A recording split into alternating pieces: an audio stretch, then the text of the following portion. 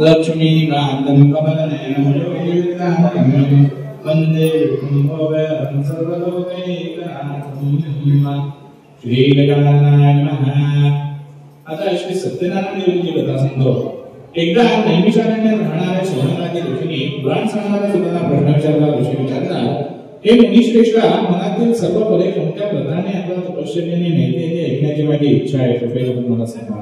सूत सांगतात, मुनियो, नारदांनी हाच प्रश्न भगवान विष्णूंना विचारला होता। त्यावेळी विष्णूंनी नारदांना जे सांगितले तेच मी तुम्हाला सांगतो, शांत चित्ताने ऐका। एकदा महायोगी नारदांनी जनतेवर दया करावी अशा बुद्धीने अनेक लोकांत फिरत असता मनुष्य लोकात आले आणि मनुष्य लोकात आपल्या पूर्वकर्माप्रमाणे अनेक योगिनी जन्म घेऊन अनंत प्रकारचे सर्व लोक दुःख भोगी झाले। असे पाहून कोणत्या साधनेने त्यांचे दुःखे नाहीसे होते हा विचार करत नारद मुनी वैकुंठात गेले। त्या वैकुंठाच्या हातात शंख, चक्र, गदा, कमळ धारण केलेल्या पायापर्यंत रोडणारा मनमाळा घातलेल्या स्वच्छ वर्णाच्या नारायण भगवंताला पाहून त्यांनी स्तुती करण्यास आरंभ केला। नारद म्हणाले, ज्याचे स्वरूप वाणी मन यांना न कळणारे आहे, जो अनंत शक्तिमान आहे, जो उत्पत्ती पंचनाशयांनी राहतो, मूळचा निर्गुण, जगाच्या आरंभकाळी 3 गुणांचा स्वीकार करतो, त्या नारायणाला माझा नमस्कार। नारद मुनींनी केलेली स्तुती ऐकून भगवान विष्णू नारदांजवळ बोलले। भगवान म्हणाले, मुनिवरा, आपण कोणत्या कामासाठी आला आहात? तुमच्या मनात काय बरे आहे ते सर्व मला सांगा, मी त्याचे समर्पक उत्तर देईन। नारद म्हणाले, भगवंता, मृत्यू लोकातील सर्व लोक आपण केलेल्या पापकर्मामुळे अनेक योगिनी जन्म घेऊन विविध प्रकारचे दुःखे भोगीत आहेत। नारद म्हणाले, भगवंता, आपली कृपा जर माझ्यावर असेल तर सर्व लोकांची दुःखे लहान अशा कोणत्या उपायाने नाहीशी होतील ते सर्व मला सांगा, माझ्या ऐकण्याची इच्छा आहे। भगवान म्हणाले, हे नारदा, लोकांवर चोरा करण्याच्या हेतूने जो काही प्रश्न विचारला आहे, स्वतः आहे म्हणून जे व्रत केले असता जीवनाचे सर्व दुःखातून मुक्तता होते ते व्रत मी तुला सांगतो, तू श्रवण कर। वत्सा नारदा, तुझ्यावर माझे प्रेम असल्यामुळे स्वर्ग लोकात किंवा मनुष्य लोकात आजपर्यंत कोणालाही माहीत नसलेले असे महापुण्यकारक व्रत मी तुला सांगतो। या व्रताला सत्यनारायणाचे व्रत असे म्हणतात। हे विधिपूर्वक केले असता व्रत करणारा मनुष्य या लोकी सर्व काळ सुख भोगून शेवटी आनंदरूपी मोक्षाला जातो।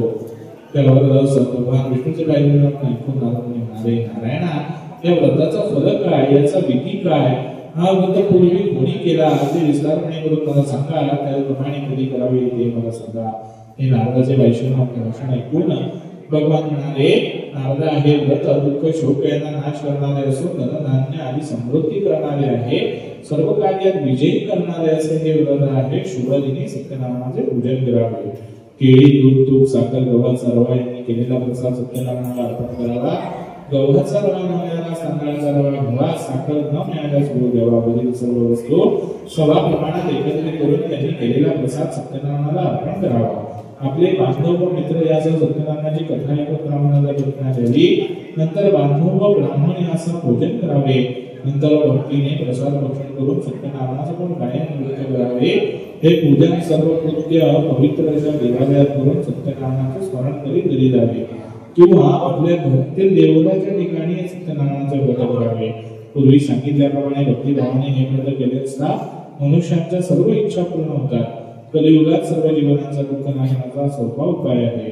इति श्री स्कंदपुराणे देवाखंडेकाध्याय प्रथमोऽध्यायः।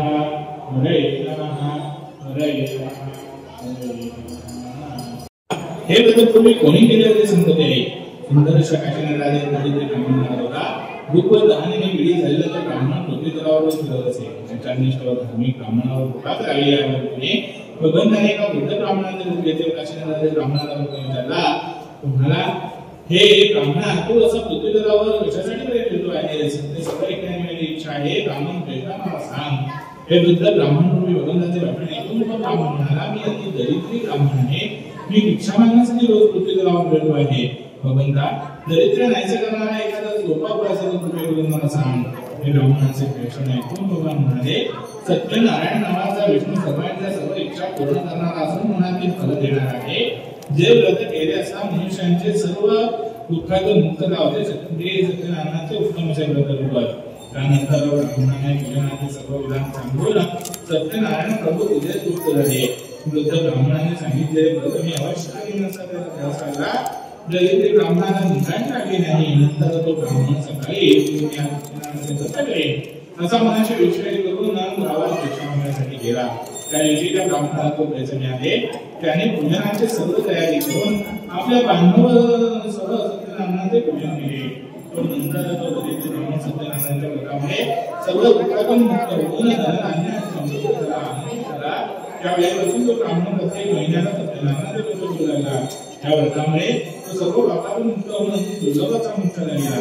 ब्राह्मण ज्यावेळी सत्यनारायणाचे व्रत जो कोणी मनुष्य भक्तिभावाने करेल त्यावेळी त्याचे सर्व दुःखे नाहीसे होतील.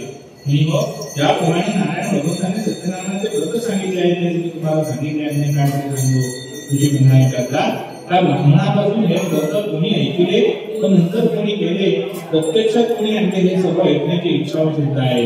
समजा नाही हो हे व्रत पृथ्वी तलावात कोणी केले होते सांगताय का? एकदा ब्राह्मण आपल्या वैभवाप्रमाणे मानव यशोमित्र यांसह आनंदाने भक्तिभावाने व्रत करीत असताना लाकडे विकणारा एक मुळे विक्या त्या ठिकाणी आला. तो मुळे विक्या तहाने व्याकुळ झाला होता. मस्तकावरील मुळे बाहेर ठेवून ब्राह्मणाच्या घरी आला. तो व्रत करणारा ब्राह्मण त्याला नमस्कार करून त्याला महाराज आपण हे काय करीत आहात? हे व्रत केल्याने काय मिळाले ते दुसऱ्याने ब्राह्मण म्हणाला, सर्व इच्छा पूर्ण करणारे सत्यनारायणाचे व्रत करीत आहे. त्याच्या कृपावतारामुळे मला पुस्तक मिळाले आहे. नंतर त्या मुळे विक्याने व्रत समजावून घेतले व अति आनंदाने प्रसार वचन करून शहरात मुळे विकण्यासाठी गेला. सत्यनारायणाचे चिंतन करीत लाकडाची मुळे मस्तकावर घेऊन या गावात लाकडे विकून जे काही द्रव्य मिळेल त्या द्रव्याने मी सत्यनारायणाचे उत्तम असं पूजन करीन असा मनाशी निश्चय केला. त्या ठिकाणी गेला. त्या दिवशी त्याला दुप्पट द्रव्य मिळाले. नंतर त्याने आनंदाने अंतःकरणाने वेगवेगळी केळी साखर दूध सर्वा सोळा प्रमाणात खरेदी करून बांधव एकमेकांना बोलवून विधियुक्त रीतीने सत्यनारायणाचे पूजन केले. त्या सत्यनारायणाच्या प्रभावाने मुलीच्या शेवटी सत्यनारायण प्रभूंचा लोकी गेला. स्कंदपुराणे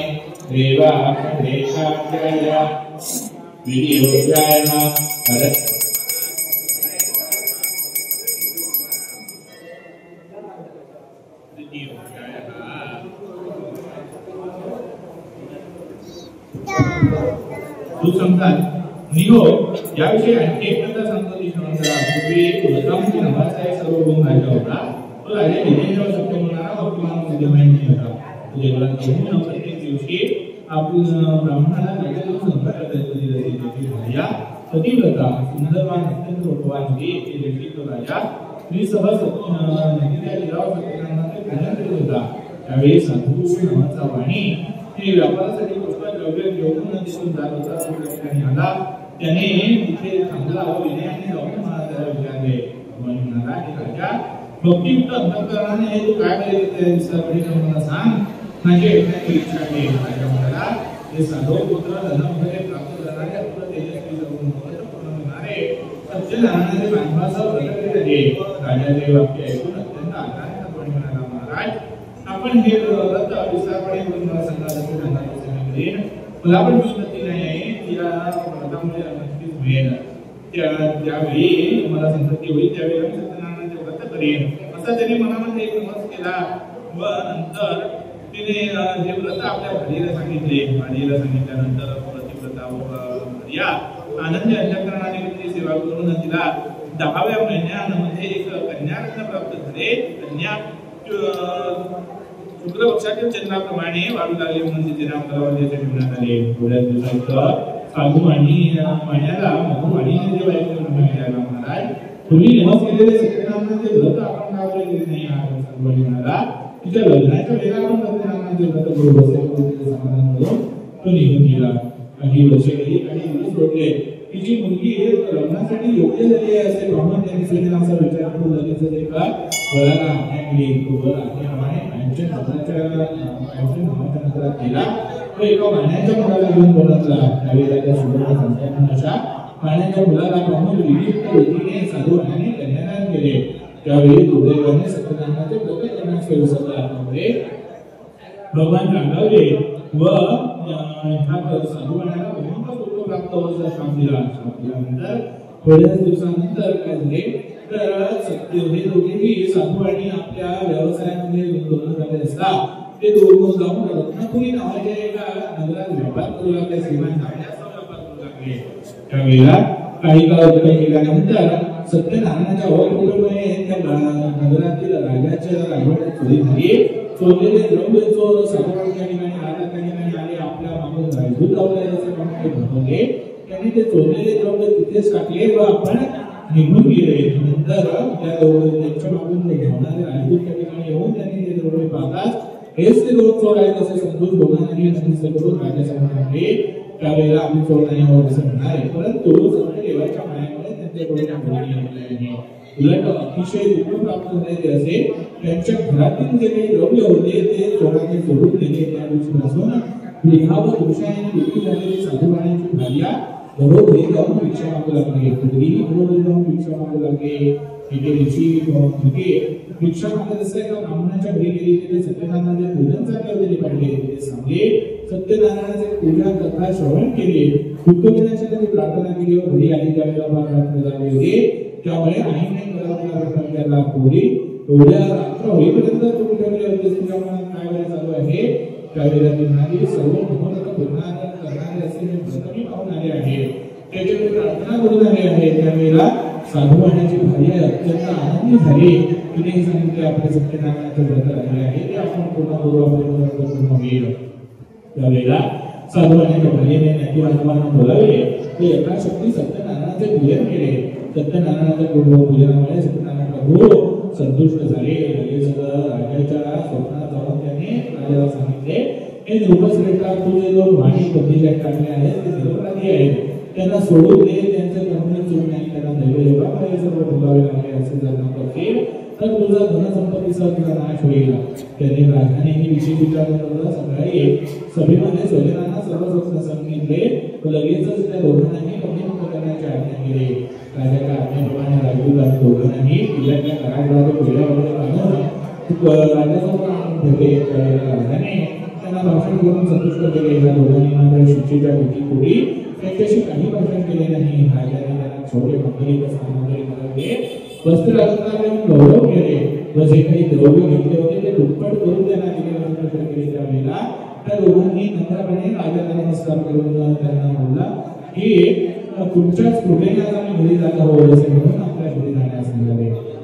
श्री स्कंदपुराणे देवा एकाध्याय पंचमोध्यायः हरये नमः हरये नमः. श्री स्कंदपुराणे देवा एकाध्याय पंचमोध्यायः हरये नमः हरये नमः.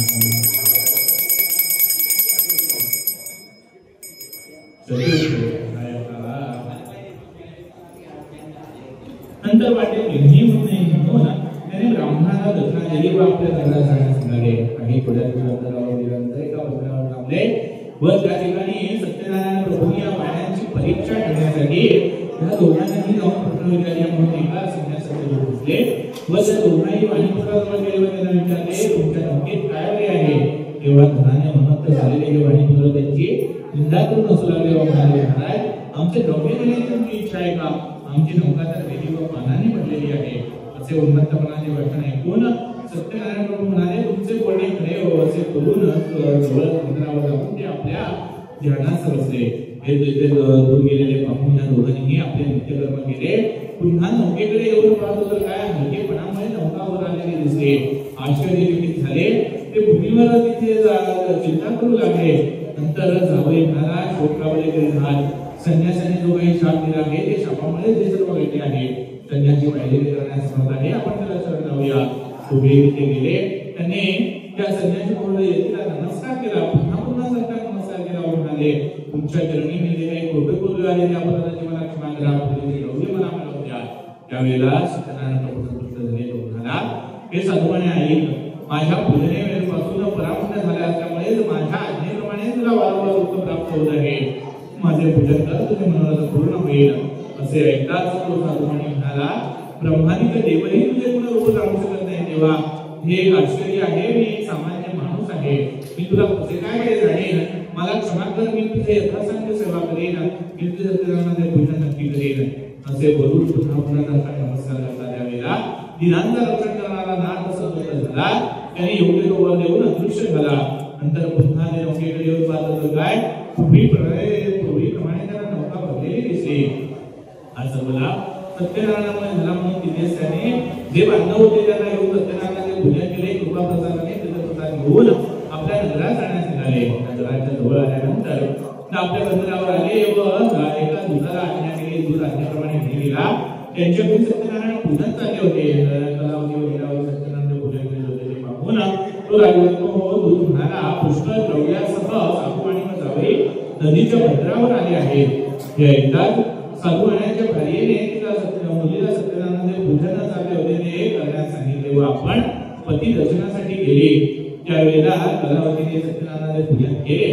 परंतु सत्यनारायणाचा प्रसाद न घेता ती पती दर्शनासाठी गेली. त्यामुळे भगवान रागावले व तिचा पती असलेली नौका पाण्यामध्ये बुडवली. हा सर्व चमत्कार पाहून सर्व भयभीत झाले.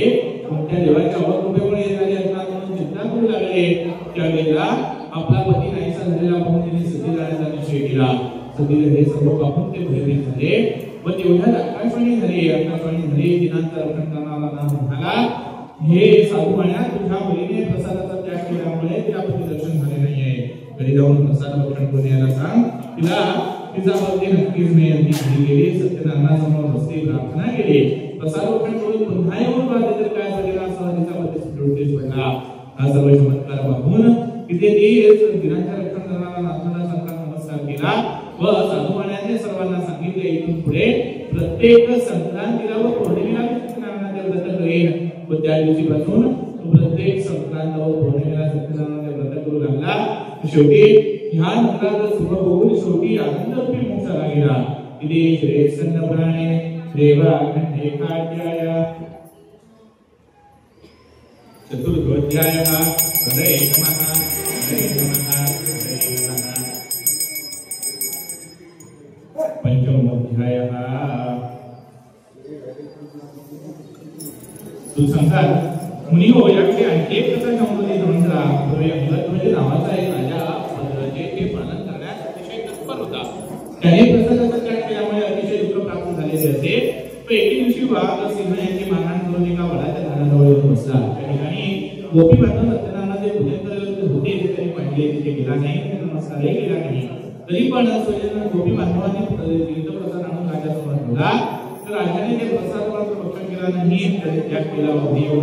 काय त्याचे जे साम्राज्य होते, त्याचे धनवैराग्य होते, त्याचे जे राज्य होते ते दुसऱ्या राजाने ठरले होते. हा हे सर्व सत्य सत्यनारायणाच्या अवकृपेमुळे झाले असे लक्ष राजाला लक्षात आले व गोपी बांधव त्या ठिकाणी जाऊन काही दिवस राहिला.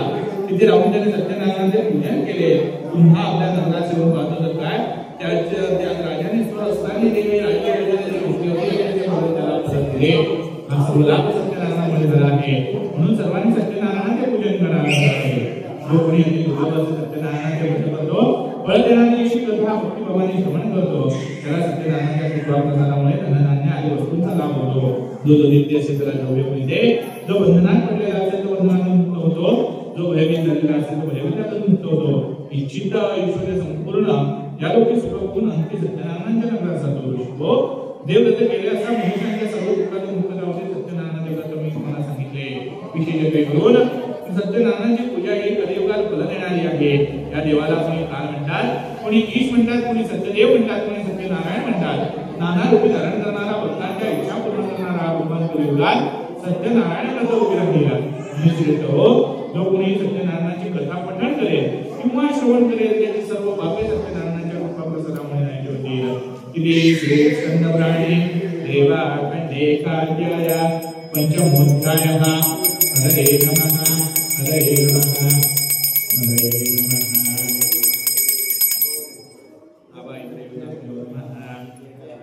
पुस्तकश्री सरस्वती नमः.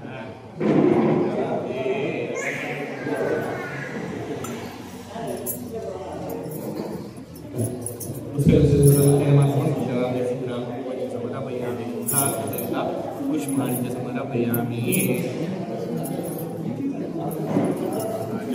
व्यास स्थापयामि। नमो शुद्धाय सहस्रमूर्ते सहस्रपादाय गुरुभावे सहस्रनाम्ने पुरुषाय शाश्वते सहस्रनामे सिद्धिरस्तु।